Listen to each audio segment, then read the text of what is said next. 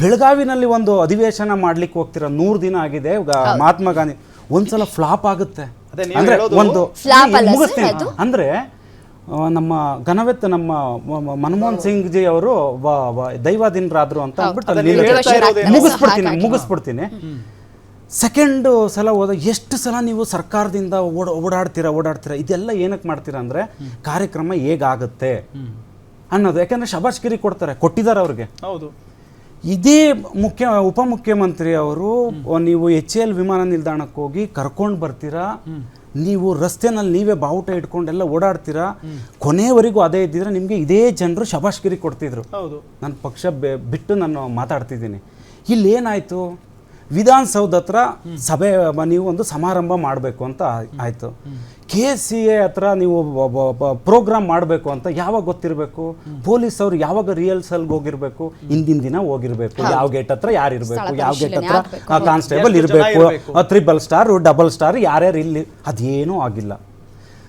ಈ police commissioner ಅವರು 2 ವರ್ಷ ತುಂಬ ಅದ್ಭುತವಾದಂಥ ಕೆಲಸಗಳನ್ನ ಮಾಡ್ಕೊಂಡು ಬಂದಿದ್ದಾರೆ. ಎಲ್ಲೂ ಕಪ್ಪು ಚುಕ್ಕೆ ಇಲ್ಲದ ಹಾಗೆ ಕೆಲಸ ಮಾಡಿದ್ದಾರೆ. ಈಗ ಅವ್ರು ಇನ್ನೇನು ಆ ಹುದ್ದೆಯಿಂದ ಅವರು ಇನ್ನೇನು ನಿರ್ಗಮಿಸಬೇಕಾಗಿತ್ತು ಆ ಸಂದರ್ಭದಲ್ಲಿದ್ದಾರೆ, ಅಂತರದಲ್ಲಿ.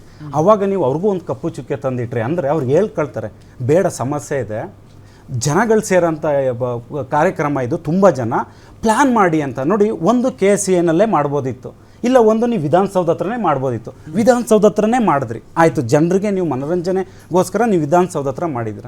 ಏನು ಮಾಡಿದ್ರಿ ವಿಧಾನಸೌಧ ಹತ್ರ?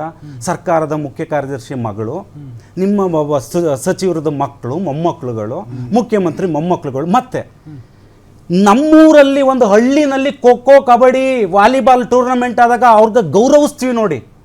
ಅದಕ್ಕಿಂತ ಒಂದು ನಿಮಿಷ ನಾನು ಮುಗಿಸ್ಬಿಡ್ತೀನಿ, ಆಮೇಲೆ ನಾನು ಮುಗಿಸ್ಬಿಡ್ತೀನಿ. ಯಾವ ಮಟ್ಟಕ್ಕೆ ಅಂದ್ರೆ ಅಲ್ಲಿ ಬಂದಿದ್ದವರು ಅಂತಾರಾಷ್ಟ್ರೀಯ ಆಟಗಾರರು, ಅವ್ರನ್ನೆಲ್ಲ ನಾವು ಎಲ್ಲಿ ನೋಡ್ತಿದ್ದೀವಿ, ಅವ್ರ ಪ್ರೋಟೋಕಾಲ್ ಏನು ಅದನ್ನೆಲ್ಲ ಗಾಳಿಗೆ ತೋರಿ ಲಕ್ಷಾಂತರ ಜನ ಅಂತ ಹೇಳ್ತಿದ್ರಲ್ಲ ಸರ್, ಇವತ್ತು ನೀವು ಲೆಕ್ಕ ಹಾಕಿ ಲಕ್ಷಾಂತರ ಜನಕ್ಕೆ ಇವ್ರು ಬಂದಿದ್ರು, ಇನ್ನೂ ಬಿದ್ದೋಗ್ಬಿಟ್ಟಿರೋರು ಅಲ್ಲ, ಅಷ್ಟು ಜನ ಅಲ್ಲ. ಬಂದಿದ್ದ ಜನಕ್ಕೆ ನಿಮ್ಮ ಸನ್ಮಾನ ಮಾಡ್ತಿರೋಂಥ ವೀಕ್ಷಣೆಗೂ ನೀವು ಅವ್ರಿಗೆ ಬಿಡ್ಕೊಡ್ಲಿಲ್ಲ. ಆಯ್ತಾ? ಒಂದು ನಿಮಿಷ ಸರ್, ಇಷ್ಟೆಲ್ಲ ಆದ್ರೂ ಪರವಾಗಿ ವಕೀಲರೇ 2.5 ಲಕ್ಷ ಜನ ಬಂದಿದ್ದಾರೆ ಅಂತ ಹೇಳಿ ಮಾಹಿತಿ ಕೊಟ್ಟಿದ್ದಾರೆ. ಮೇಡಮ್, ಗವರ್ನರ್ ಇದ್ದಾರೆ ಸ್ಟೇಜ್ ಮೇಲೆ, ಮುಖ್ಯಮಂತ್ರಿ ಅವರು ಇದ್ದಾರೆ. ಎಷ್ಟೇ ಆದರೂ ನೀವು ಕಾಂಗ್ರೆಸ್ ಅವರಿದ್ರು, ನೀವು ನನ್ನ ಮುಖ್ಯಮಂತ್ರಿ, ನನ್ನ ರಾಜ್ಯದ ಮುಖ್ಯಮಂತ್ರಿ, ನನ್ನ ರಾಜ್ಯದ ಉಪಮುಖ್ಯಮಂತ್ರಿ. ನೀವು ನನಗೆ ನಿಮ್ಮ ಮೇಲೆ ಗೌರವ ಇದೆ, ನಿಮಗೆ ನನ್ನ ಮೇಲೆ ಗೌರವ ಇರಬೇಕಲ್ವಾ? ನಿಮ್ಗೆ ಹೇಗೆ ಫ್ಯಾಮಿಲಿ ಫಂಕ್ಷನ್ ವಿಧಾನಸೌಧ ಹತ್ರ ಮಾಡ್ಕೊಂಡ್ರಿ, ಅದೇ ಸಮಯಕ್ಕೆ KCAನಲ್ಲಿ ಆರಂಭ ಆಗುತ್ತೆ ಸಮಾರಂಭ ಅಂತ ಗೊತ್ತಿದೆ ಅಲ್ಲ, ಅಲ್ಲಿ ಯಾರು ಜನಸಾಮಾನ್ಯರಲ್ವಾ? ಅದೇ ಹೇಳ್ತೀನಿ, ನನಗೂ ಸಂತಾಪ ಸೂಚಿಸ್ಬಿಡ್ತೀನಿ.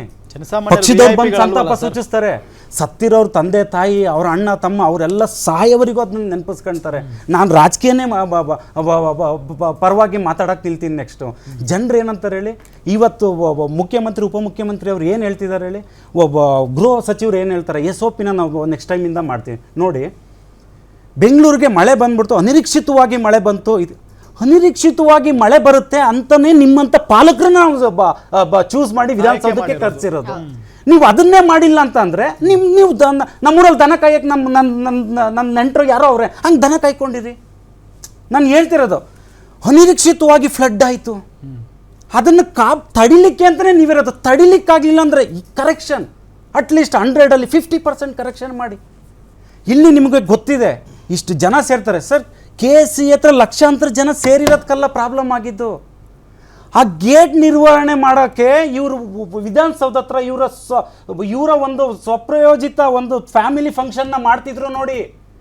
ಇಲ್ಲಿ ಕಾನ್ಸಂಟ್ರೇಟ್ ಮಾಡ್ಲಿಕ್ಕೆಲ್ಲ ಹೋದ್ರು, ಅಲ್ಲಿ ಹಸ್ಗೂಸ್ಗಳು, ಜನಸಾಮಾನ್ಯರು ವ್ಯವಸ್ಥೆ ಇರಲಿಲ್ಲ.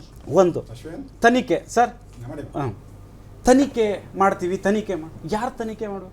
KCA ಚೇರ್ಮನ್ ಯಾರ ಸೆಕ್ರೆಟರಿ ಅಂತಿದಾರಲ್ಲ, ಇವತ್ತವರೆಗೆ ಅವ್ರು ಬಂದು ಮಾತಾಡಿಲ್ಲ. ಇವತ್ತು ನನ್ನ ಪರ್ಸನಲ್ ಆಗಿ ಯಾರ ಬಗ್ಗೆ ಮಾತೇ ಆಡೋದು ಬೇಡ. ಇವತ್ತಿಗೂ ಚೀಫ್ ಮಿನಿಸ್ಟ್ರು, ಡೆಪ್ಯೂಟಿ CM, ಗೃಹ ಸಚಿವರು ಅಧಿಕೃತವಾಗಿ ಏನಾದರೂ ಹೇಳ್ತಿದಾರ, ನಮ್ಮಿಂದ ಮಿಸ್ಟೇಕ್ ಆಯ್ತು, ನಮ್ಮಿಂದ ತಪ್ಪಾಯ್ತು ಹೇಳ್ತಿದ್ರು? ಇಲ್ಲ.